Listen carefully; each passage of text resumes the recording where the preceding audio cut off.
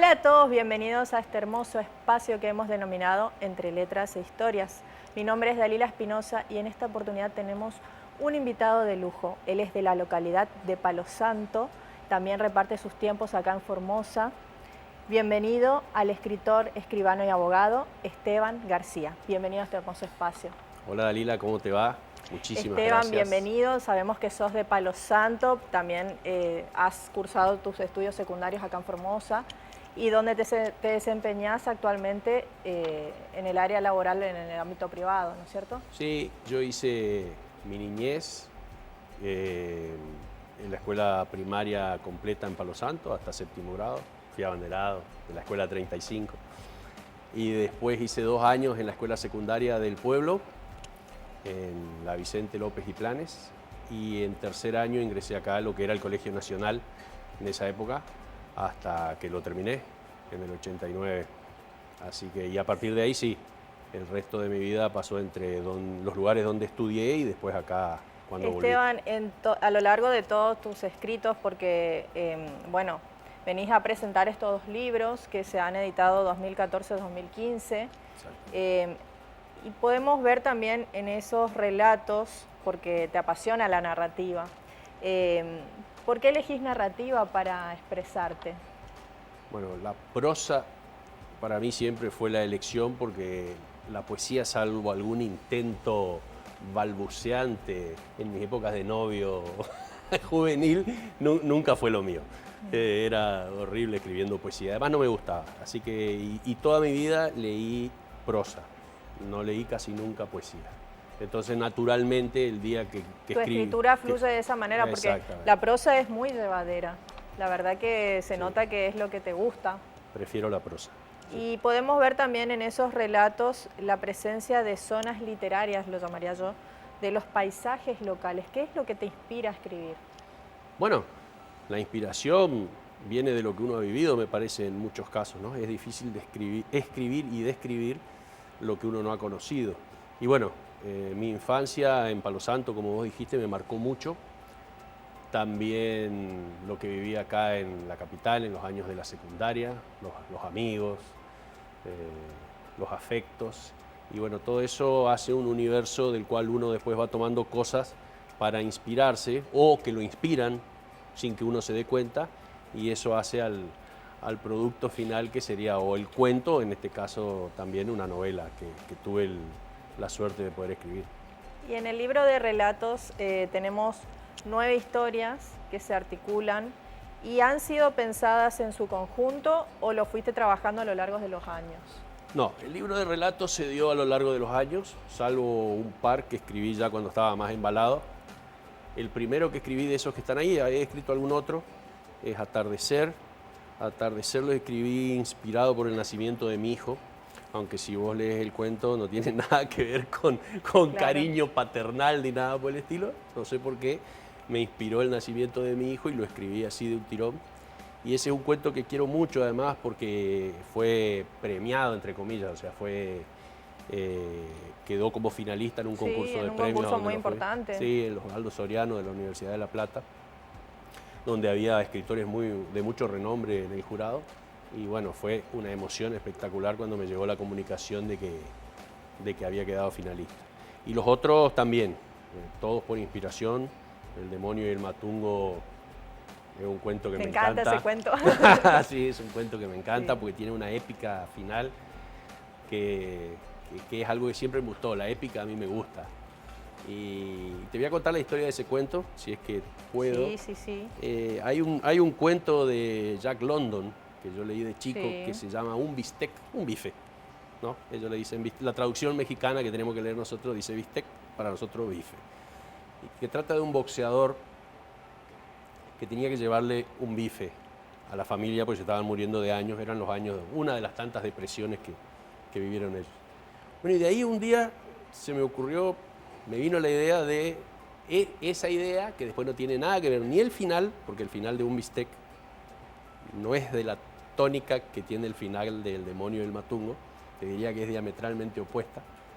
Y de ahí saqué la inspiración para escribir ese cuento. Después tenés El Llorón, que también me gusta mucho. Me gusta mucho porque también tiene una parte ambientada en el mercadito paraguayo, que es un lugar que está tan dentro de nuestros afectos a los que vivimos acá en Capital y también de Alberdi, que, no sé, el que vive acá ha convivido toda su vida con historias y además ha visitado innumerables veces. Esa es la sensación que tuve cuando leí tus relatos, que es como que todo el paisaje, lo que contás, nos arropan dentro de nuestro paisaje. Sí. Son historias reconocibles que quizás podrían haber pasado. Siempre hay un lugar de la ficción que habita en esas zonas.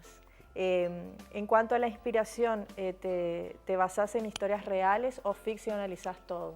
¿O un poco y un poco? Bueno, a ver, uno no ficcionaliza todo casi nunca, ¿no? Sí. Porque la ficción viene, aunque uno no logre darse cuenta de lo que ha vivido. Así como los sueños, en algún momento uno no se sueña lo que no se conoce. Aunque esté distorsionado metafóricamente u oníricamente, que sería bien dicho el sueño, es algo que uno en algún momento vivió. Y bueno, y la ficción también es así. Pero más allá de ese detalle, te diría que sí, que me gusta mucho la ficción. Me gusta mucho más que el ensayo, me gusta más que el género de ¿cómo sería? No ficción, era el de Capote, el de A Sangre Fría, ¿no? Que fue el primer libro de ese género. A mí me gusta mucho la ficción, porque además a través de la ficción uno puede llegar a darse cuenta de algunos temas de la realidad. Es raro, porque uno lee libros totalmente ficcionales que después te sirven para entender cuestiones que pasan en la vida real. Te voy a dar un ejemplo. Hay un libro gigantesco, como de 900 o 1000 páginas, que se llama Las Benévolas, de Jonathan Littell, un yanqui que estudió como 5 años para escribirlo. Es pura ficción. Es la historia de un genocida nazi y su derrotero en la Segunda Guerra Mundial, a partir más o menos de que lo mandan a la famosa batalla de Stalingrado, ¿no? Bueno, no te voy a contar el libro porque además... Pero bueno, ese libro, como la invasión rusa se da justamente por Ucrania, me enseñó una barbaridad a entender lo que después veo en las noticias de lo que está pasando en la actualidad con la guerra ruso-ucraniana. Te da como, viste cuando sale Putin y habla de los nazis, que yo decía, ¿dónde viene esto? De eso se trata el contrato de ficción. Sabemos como lectores que lo que vamos a leer es ficción, pero necesitamos esa cierta verosimilitud en cómo se cuenta la historia. Claro, y el tipo hizo un estudio como de 5 años en este caso, ¿no? Y hay muchos otros libros que te hacen ver de otra manera la realidad que vos estás viviendo, y a pesar de que lo viste en un libro de ficción. Así que yo soy fan de la ficción. Acá en la Biblioteca Cultural siempre fomentamos la lectura. Te pregunto, ¿qué importancia tiene la lectura en la escritura? Todo. Nadie puede escribir sin haber leído. Y cuanto más lees, mejor escribís. Y además la lectura te da elementos como para poder describir, te da elementos para desarrollar ideas. Vos podés ser el tipo con la mejor idea del mundo, pero si no la podés explayar, no la podés expresar, no la podés describir, es imposible que esa idea incluso la puedas llevar a cabo. Tenés que tener mucha suerte. En cambio, una persona que ha leído y que enriqueció su vocabulario, porque ¿qué es el vocabulario? Es todo. Sí. Sin el vocabulario no hay nada, ¿no? Por eso vos ves una prosa llana, aburrida. Que no, pero además lo coloquial tiene su importancia porque hace que las personas desde el inicio de la humanidad hayamos podido unirnos. Imagínate vos después si lo enriqueces con la lectura, eso genera un nuevo mundo, vas creando nuevos mundos, no solo en la parte literaria, hasta un tipo que te da una clase de biología. Si es didáctico, vos que sos profesora creo, si sabés darte a entender, es mucho más fácil para los que lo están escuchando que una persona que carece de ese elemento o de esa virtud. Y eso se plasma muy bien al inicio de la novela, La Última Vez, de tu autoría. que el comienzo de la novela es como muy atrevido. Hay como ya un anticipo fuerte de lo que va a pasar en la historia y después se va desgranando. Sí, la novela es un desafío Sí.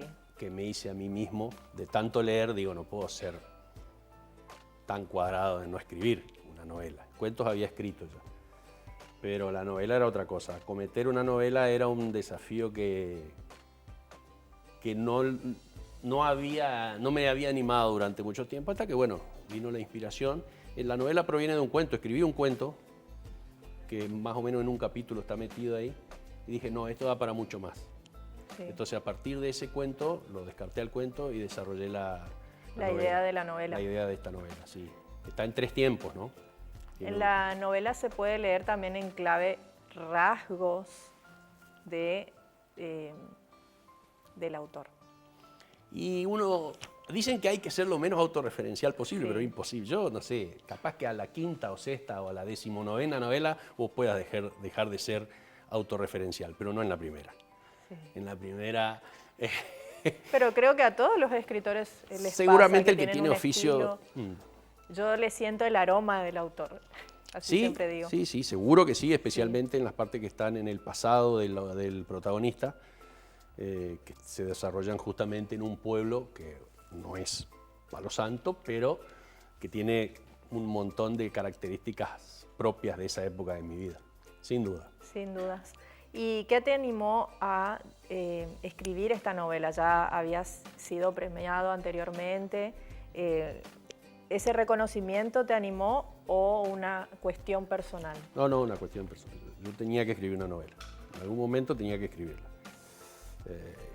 Y justo me inspiré, entonces dije, bueno, mirá, tengo que aprovechar la inspiración, y es difícil cuando a uno no le pagan por escribir, y además Sí. tiene un trabajo y tiene que cumplir un horario y tiene obligaciones y qué sé yo. Es difícil porque todo ese universo paralelo se hace después de esos horarios. Ya termina tu trabajo, tenés que escribir, y bueno, en eso me sirvió mucho a mí el diálogo que tuve en ese momento en casa con mi señora, con la cual compartía ideas, ¿no es cierto?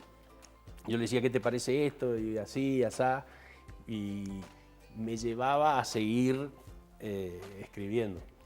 Y podemos ver cómo articulás estos relatos, la novela, y lo que me llamó la atención fue la elección de esos epígrafes. Sabemos que los epígrafes adelantan el contenido y siempre son especiales y seleccionados por el autor. ¿Te referís a la de, ¿cómo se llama? Lágrimas en la lluvia. Sí. Y la de Virgilio en la Eneida. Sí. Sí, bueno, la frase de ese epígrafe que es el monólogo final de la película Blade Runner, no final, pero es el monólogo final del personaje de Roy Batty, Rutger Hauer, el autor. Un clásico oscuro de la cinematografía ochentosa. Sí. Siempre me gustó porque el tipo es un robot, es un replicant, no vamos a poner técnico con la película, pero es un robot, Sí. Se está muriendo. Y hasta un robot en ese momento, explica después Harrison Ford, se nota que sintió la importancia de la vida. Y entonces él le dice, yo he visto cosas tal y tal y tal que ustedes nunca van a ver. Y reflexiona el robot. Todo eso se va a perder en el tiempo, como lágrimas en la lluvia. Fíjate vos lo importante, claro. O sea, y muere. O sea, Sí. no es muere, se extingue, no sé cómo decirlo, lo apagan, se apaga el robot. Y la de Virgilio es una frase que siempre de mi mamá y de mi papá en casa, hay lágrimas en las cosas. Esa es una frase de la Eneida, como mi viejo sabía latín, papá leía latín como si fuera que estamos leyendo el diario. A mí me recostó latín. Bueno, no, papá era un capo en eso. Sí. Le pedí, viejo, haceme tu traducción, porque esa frase tiene un montón de traducciones. Como son idiomas muertos, son letras muertas, entonces cada uno que lo agarra le puede poner una coma. Claro, las declinaciones, los casos, no tenemos artículos en el latín. Bueno, viste, vos sabés, yo de latín no sé nada, claro, me gusta la frase. No, eso dificulta un poco la traducción. Claro, la verdad bueno. que es para gente Y como papá traducía latín, de hecho él tradujo toda la Eneida de Virgilio, completa, cuando estudiaba. Es un genio. Era capo el viejo, Sí. sí. Por eso yo pongo a Aristóteles, porque a Aristóteles le decían sus compañeros de estudio. Entonces le pedí su traducción, la de él. Sí. Y bueno, es lo que está ahí, ¿no? Y como lector, ¿cuáles son tus autores que te han marcado? Es una pregunta difícil, compleja, porque Sí. para alguien que lee mucho es difícil decidir. Pero ¿cuál es el género que más te atrae? Yo ya sé cuál es el género que más te atrae porque he leído, pero... Sí, sí. El policial, por ejemplo, sí. Pero no, a ver, que me ha marcado. Bueno, que me ha gustado. García Márquez, Vargas Llosa, el boom latinoamericano siempre, Rulfo. Pero leo en general de todo, leí mucha ficción policial. Me encanta Borges. Para mí, los que escribimos cuentos, escribimos porque es gratis, porque después de los cuentos de Borges no hay manera. Son cuentos muy complejos. Un cuento como El Fin, un cuento como Hombre en la esquina rosada, con ese final tan especial, como Funes, no sé. Bueno, Cortázar, prefiero los cuentos a las novelas. Por ejemplo, Casa Tomada me parece uno de los mejores cuentos que se han escrito. Casa Tomada, sí. Yo tengo 3 o 4 cuentos. Sí. Casa Tomada de Cortázar. La noche boca arriba. De Borges, El Muerto. Me encanta El Muerto. Me gustan todos, pero El Muerto es mi preferido. Y uno de un brasilero, a ver si me sale el apellido, se llama El Cobrador, de Fonseca, de Rubén, con M final, Rubén Fonseca. Ese es un tipo que nosotros no conocemos mucho porque viste que la literatura brasilera, o por lo menos yo no la conozco mucho. Sí, no, y aparte no nos llegan tantas traducciones como quisiéramos. Se lo compré de casualidad, sí. Una vez estaba de vacaciones, compré un libro de cuentos de un Brasil que, espectacular. Después tiene una famosa novela que se llama algo del arte, pero no me voy a acordar ahora, pero bueno. Y después un montón, no sé qué decirte, a ver, la trilogía de Siddhartha Demian y el lobo estepario de Germán Hesse, ahora últimamente Philippe Claudel, Almas Grises, los Yankees, la literatura, déjame que te nombre, sí. Philip Roth, sí. Pastoral Americana, imprescindible, ese libro no lo podés dejar de leer. 4321 de Paul Auster, Las partículas elementales de Houellebecq, un francés muy controvertido, que para mí ese libro lo leí, y capaz que me esté confundiendo con Plataforma del mismo autor, pero creo que Las partículas elementales sí. Lo veo como una precuela del famoso libro de Un mundo feliz, de Huxley. No sé por qué, se me hizo que era una precuela, nada que ver, ¿no? Lo escribió sí. Como varias décadas después, pero es como que lo sentí así, ciencia ficción, Ray Bradbury, Asimov, no sé. Eso todo hace a estos relatos que se van articulando a lo largo de ¿cuántos años? Bueno, el primero, ese Atardecer, te digo, lo escribí cuando nació mi hijo a fines del 2007 y el último lo habré escrito más o menos a la altura de la publicación del libro. Y en cuanto a la construcción de los personajes, siempre vemos el foco de un narrador en tercera. Sí. ¿Qué es lo que te atrae contar la historia desde esa óptica? Y bueno, viste que la tercera es un poco menos omnisciente. A veces sí, a veces no. La primera es más difícil porque siempre vas a tener que verlo con la óptica del protagonista, ponele. Y vos en tercera podés tener distintas ópticas. Me parece a mí, ojo, nunca fui a un taller literario en mi vida. Capaz que estoy diciendo una pavada, le pido disculpas a los otros escritores que puedan ver. Realmente me encantaron. Te juro por Dios, nunca fui. Solo de lectura. Lo mío es la lectura y después escribí a partir de eso. Y me gustan los personajes como el de mi novela, un personaje amoral. Cuanto más frío, mejor. Con mucha vida interior, con mucho diálogo con sí mismo, pero frío hacia afuera. De actos y de decisiones frías. Eso en cuanto a la novela. Después, En el libro de cuentos tenés uno que se llama El Medio Scrum. Tengo muchos amigos rugbyers. Sí. Y desgraciadamente ese cuento tiene como origen un poema que leí una vez de Bukowski, que nunca más lo logré encontrar. Mirá que googleé, no sé dónde lo tenía en casa, ni sé el nombre del poema, y eran dos quarterbacks, dos mariscales de campo, ¿viste? Los Yankees, que para ellos es lo máximo ser mariscal de campo de fútbol americano. Y bueno, tracé un paralelismo, tampoco es la misma trama ni nada, más lo otro es en poesía. Claro, lo que veo es que tomás ideas. No en todas, y después en esos dos la puntuales desarrollás sí. de manera diferente, totalmente. Sí, totalmente distinto. Sí. En esos dos, en el de Jack London que te dije, del demonio y el matungo, y en este del medio esclavo. Después no, los otros son, creo que...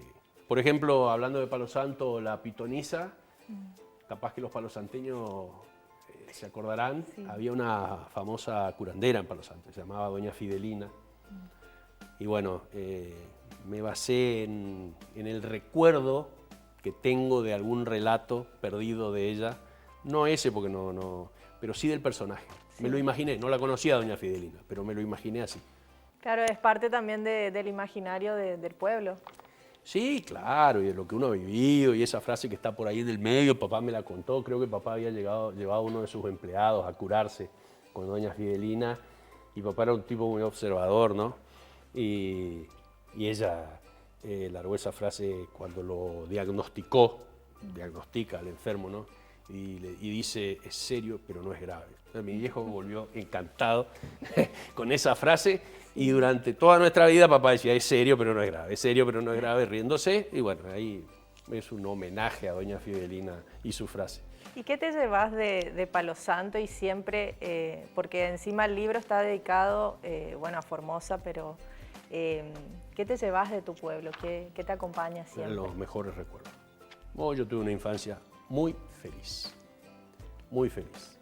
Tengo incluso amigos, incluso participo en un grupo de WhatsApp de gente que ya ni nos conocemos, algunos, ¿no? Porque capaz que si nos vemos por la calle no nos vamos a dar cuenta quiénes somos. Y tengo un gran amigo de esa época, Ricardo Gómez, que aún hoy tengo charlas con él. Sí, no, Palo Santo es lo más. Palo Santo fue una de esas infancias que no sé si existen incluso en Palo Santo, porque están contaminadas por el celular. Nosotros no teníamos celular. Nosotros era la época de la bolita, la época del trompo, la época de la pandorga y la de la onda. 4 épocas había en el pueblo. Qué linda época. Esteban, ¿tenés algún proyecto en mira? ¿Te gustaría escribir? Sí. ¿Continuar con esto? Me gustaría otra novela policial con un personaje más ochentoso, y vamos a ver si logro con gustos musicales ochentosos. Acuérdate, uno se va volviendo viejo y escribe desde sus mejores años. Pero muy buena idea, ¿eh? Me gustaría un asesino ochentoso, así la llamaría, el asesino ochentoso. Y va a tener mucho éxito, porque este programa... Ojalá. Bueno. Ni una línea le escribí todavía. Bueno, muchas gracias Esteban por habernos visitado, y vamos a leer tus libros. ¿Dónde podemos adquirirlos? Los tenía en el Globo Rojo en una época, y ahora no sé si vos después está el mail ahí. El que quiera mi libro se comunica conmigo y yo se lo regalo. No hace falta. Sí, no, ya está, ya pasó la época comercial. Bueno, y aprovechen todos para comunicarse con Esteban, que es grandioso y es una lectura muy, muy linda. Muchas gracias Esteban por acompañarnos. Estamos muy felices de que nos hayas visitado. No, gracias a ustedes, la verdad que un honor la invitación. Y por supuesto, hablar de literatura no es común, así que cuanto más se pueda hablar de literatura y con gente que sabe, mucho mejor. Bienvenido, bueno. Muchas gracias Esteban. Los esperamos a todos en otro episodio de Entre Letras e Historias. Muchas gracias. Entre Letras e Historias agradece a Morfeo, que está en Rivadavia 908, por el hermoso mobiliario para el programa.